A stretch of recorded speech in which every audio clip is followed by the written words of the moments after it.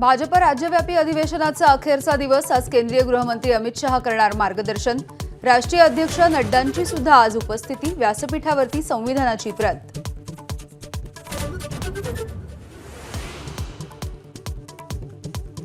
भाजप महाअधिवेशनामध्ये शरद पवार उद्धव ठाकरेंवरती हल्लाबोल। भावी मुख्यमंत्री जाणते राजे घरी बसवले, विखेंचा टोला।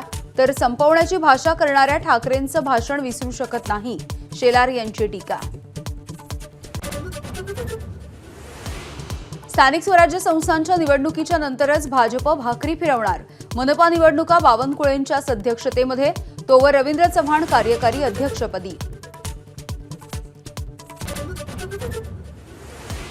महाविकास आघाडी तुटली असं म्हणालो नाही, काँग्रेसच्या नेत्यांनी नीट ऐकावं। स्वबळाच्या वक्तव्यावरती राऊतांची सारवासारव। पालिका निवडणुकीबाबत कार्यकर्त्यांची भूमिका असल्याचं वक्तव्य।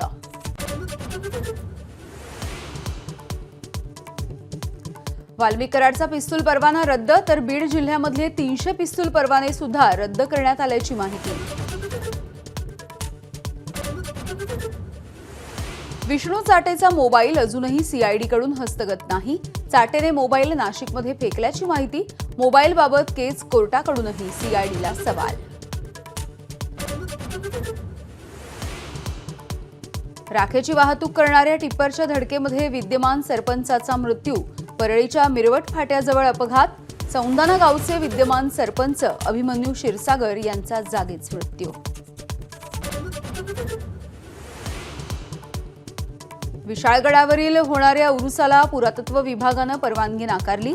मात्र नियम आणि अटी घालून प्रशासनाकडून भाविकांना गडावरती प्रवेश।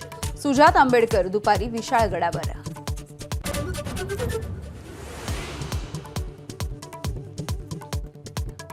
ठाण्यामध्ये एकनाथ शिंदेंनी घेतला सुपर कारमधून ड्रिफ्टिंगचा थरारक अनुभव।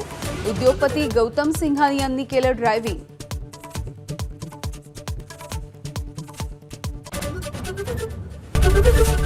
एबीपी माझा, उघडा डोळे बघा नीट।